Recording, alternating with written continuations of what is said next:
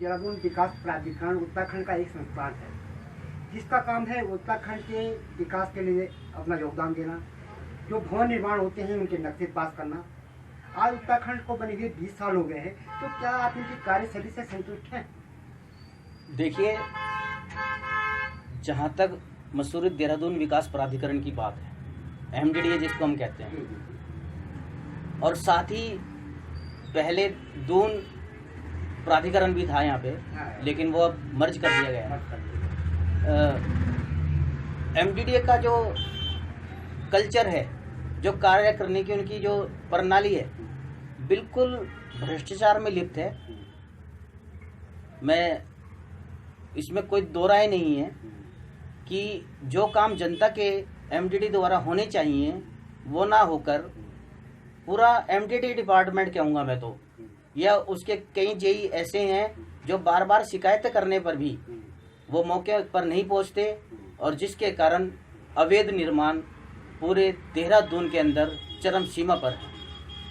मैं कई ऐसे अवैध निर्माणों का आपको नाम बता सकता हूँ जिसकी मैंने स्वयं शिकायतें की, लेकिन आज तक उस पर कोई कार्रवाई नहीं होती। शर्म आती है हमें भी इस चीज़ के लिए कि हम एक चीज़ के लिए किसी अधिकारी को बार बार फ़ोन कर रहे हैं और उस पर कार्रवाई ना हो, तो ऐसा लगता है कि देहरादून में MDDA नाम की कोई चीज़ है ही नहीं। नाम भी मेरे पास है, 4-5 नाम है। मच्छी बाजार के अंदर एक अवैध निर्माण चल रहा है, उसकी मैंने शिकायत की। सेक्टर नंबर 10 में ये अवैध निर्माण हो रहा है। इसी तरह एक मच्छी बाजार की अंसारी मार्ग पर, मच्छी बाजार में अंसारी मार्ग पर एक अवैध निर्माण हो रहा था, उसकी भी शिकायत की। इसी तरह मोती बाजार में एक अवैध निर्माण, वहाँ पे 10 एक ही प्लॉट के अंदर 10 निर्माण अवैध हुए हैं वहाँ पे, और अभी भी अवैध निर्माण का कार्य चल रहा है। लेकिन MDDA कान में तेल डाल के सो गया है, या यूं कहें कि उनको भरपूर मात्रा में वहाँ से देखो, तालियां दोनों हाथों से नहीं बनती जी। शासन प्रशासन भी इसमें इन्वॉल्व है जी। साथ में जो कंस्ट्रक्शन वर्क करता है, जो ठेकेदार है या जो उसका ऑनर है, उनको नहीं। लेकिन सबसे बड़ी चीज है कि इस समय हमारी भाजपा सरकार अपने तंत्र को इतना मजबूत क्यों नहीं कर पा रही है कि इन लोगों पर लगाम कसी जाए।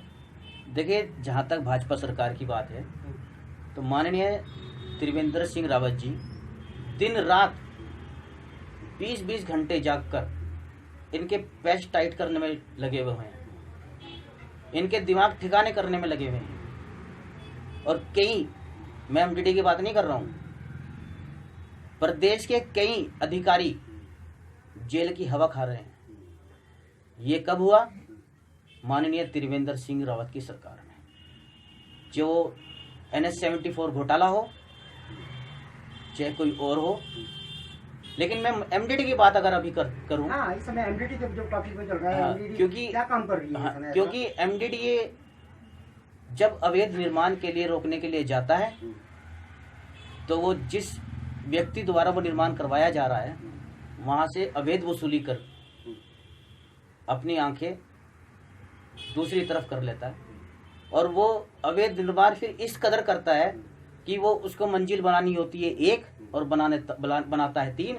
उनको पता है कि अब तो MDDA वाले उनके घूसखोर दोस्त हो गए। मैंने उनसे चंदा ले लिया। मैं चेता देना चाहता हूँ MDDA को कि ये भाजपा सरकार है, यहाँ तुम्हारी मनमानी नहीं चलेगी।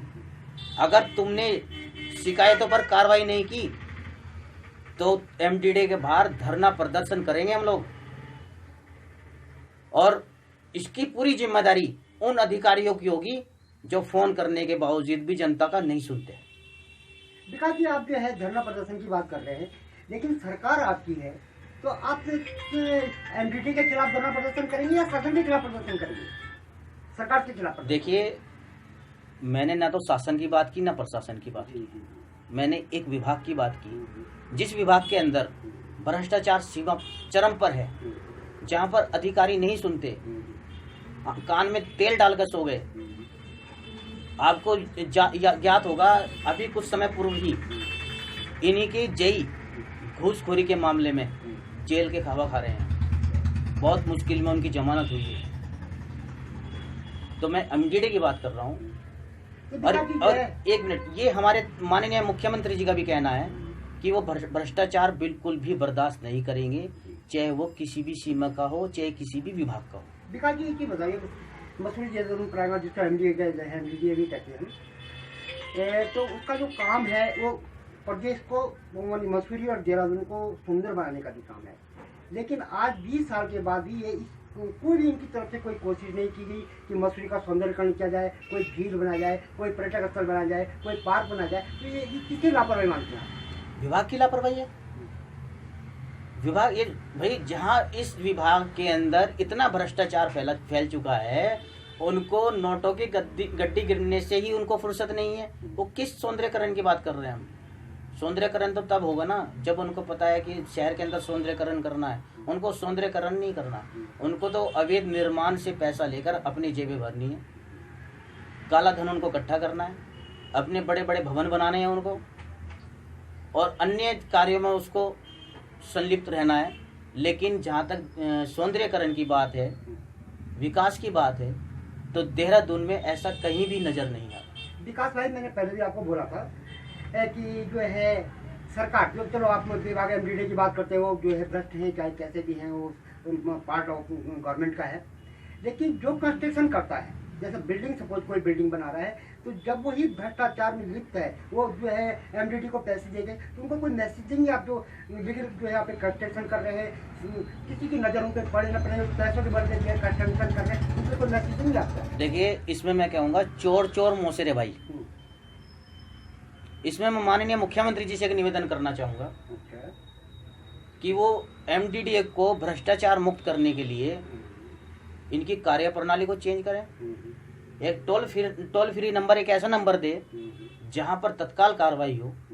वैसे तो हमारे माननीय मुख्यमंत्री जी ने एक टोल फ्री नंबर दिया हुआ है कि पूरे प्रदेश की कोई भी शिकायत हो उन पर फ़ोन करें। लेकिन एमडीडी एक बहुत बड़ा विभाग है, बहुत बड़ा डिपार्टमेंट है। इस डिपार्टमेंट के अलग टोल फ्री नंबर होना चाहिए, उस पर 24 घंटे व्यक्ति होना चाहिए और उसकी शिकायत पर तत्काल कार्रवाई होनी चाहिए।